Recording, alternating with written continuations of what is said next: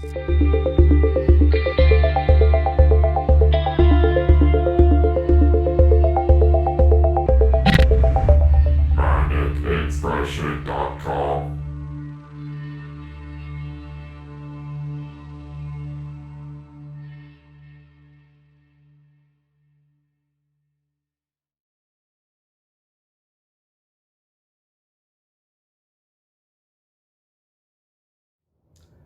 This one is for you, Kyle. Richard III, starring Ian McKellen, Annette Bening, and Robert Downey Jr.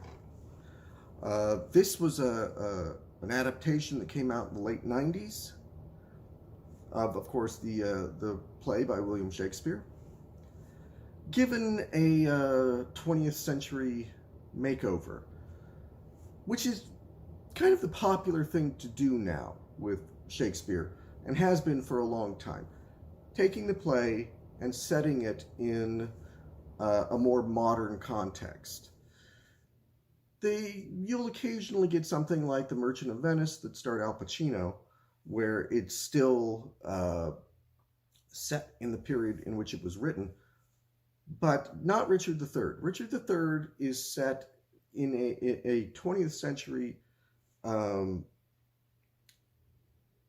a 20th century that is different from the 20th century that we actually got. Basically, it's reimagined as Richard taking over becoming almost a Nazi. It's not the Nazis, it's a different symbol, it's a different kind of ideals that they have, but the uniforms are similar, the attitudes are similar, the way speeches are given is similar. Which is, again, something that I struggle with a little bit when they do this in plays. There's a version of Titus with Anthony Hopkins, which is very good, but it took me a while to understand where and when they were.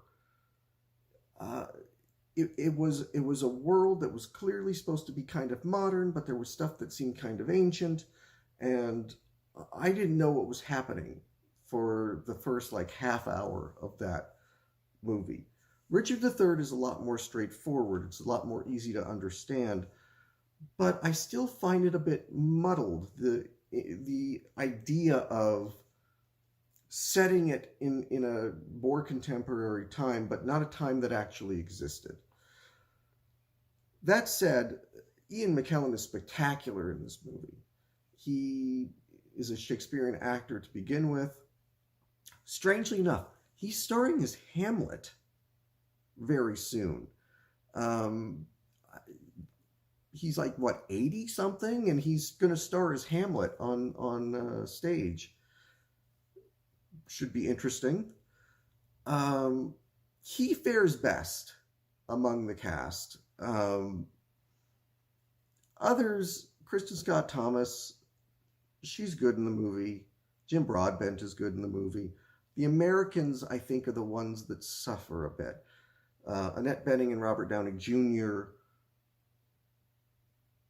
don't always seem like they know what they're saying. And that's something that you see in some of these Shakespeare adaptations. There's the version of Romeo and Juliet from 96. I hate that movie, but I'm not a fan of the play either. So it's not entirely the movie's fault. But you've got DiCaprio and Paul Rudd and Claire Danes in the movie, and you kind of get the feeling like they're reading lines, and maybe they understand what they're saying, but they're not connecting with it.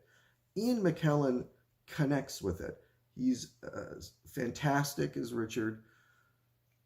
They managed to make the lines make sense, the lines that wouldn't necessarily fit into the more modern context. They go ahead and they don't tweak the lines, but they make the context around what is happening fit with the lines. This is sort of a hard one to review. Shakespeare usually is, because you can't really argue with the text being good. The text is always good. Again, maybe not with Romeo and Juliet. That would be one I would not. I've never understood why that is considered a great play, let alone one of the. Some people would consider it the best that Shakespeare ever wrote. Certainly, it's probably the most iconic of anything that he ever wrote. Um, I much prefer Much Ado About Nothing or Richard III. Richard III would be one of my favorite Shakespeare plays. Some people find it hard to get into. They find the plot a little bit impenetrable. I've never had that problem with it. There's a great documentary called Looking for Richard with, again, Al Pacino. He directed it, and it's him, and I think Alec Baldwin is in it, Kevin Spacey is in it, trying to show people this is what Richard III is, this is what Shakespeare is, and walking you through not just the play, but walking you through the staging of the play, the meaning of the play, the time in which it was written. I would recommend anybody who has a problem understanding Richard III watch that before you watch this Ian McKellen version. The direction is I'm not going to say it's bad. It's not bad. It's, again, goes back to this sort of reoccurring thing that you see in modern day Shakespeare movies, where the direction is a bit flat while having bursts of trying to show off. And I think that comes from a limitation of budget. These are never big budget endeavors. These are never, it's not like they're going to release, for instance, when they did The Tempest with Helen Mirren, there's a lot of creative use of the camera, use of effects, but it's all on a very, very low budget, and there's a limit to what they can do. These are never $100 million movies. Richard III gets away with it a little bit better in that it's sort of gray and, set in wartime. So you could sort of do a flatter kind of a movie. But it doesn't, I find it a little bit difficult to, you really have to be paying attention.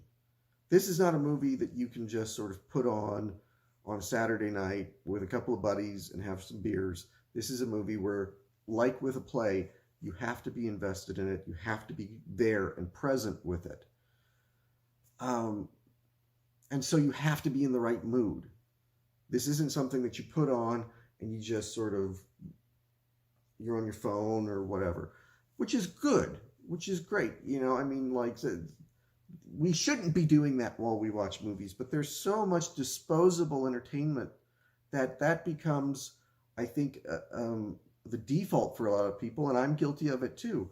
You're sitting there, you're watching a movie, you might be even enjoying the movie, but you're checking your phone and somebody mentions something in the movie and you're like, oh, I wonder about that, and you start Googling it. Again, it's not a fault of the movie. It's maybe a fault in the way that we view movies now. Overall, I'd give this a 3.5 out of 4. I know maybe I've sounded critical of it. It is a very good movie.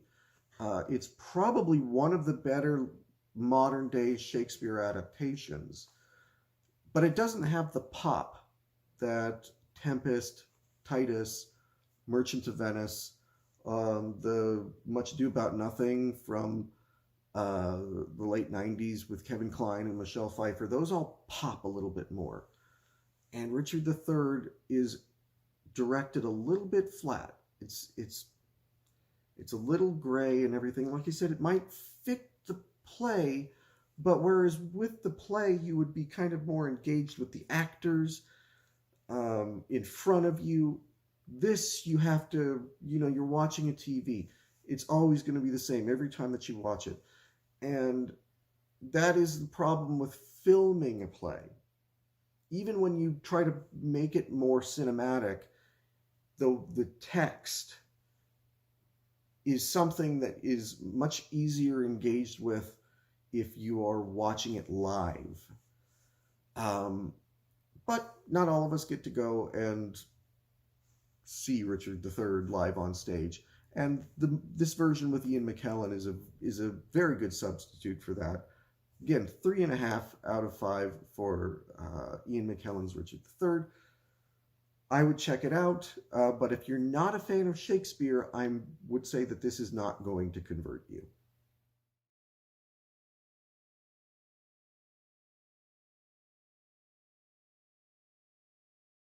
Their worlds.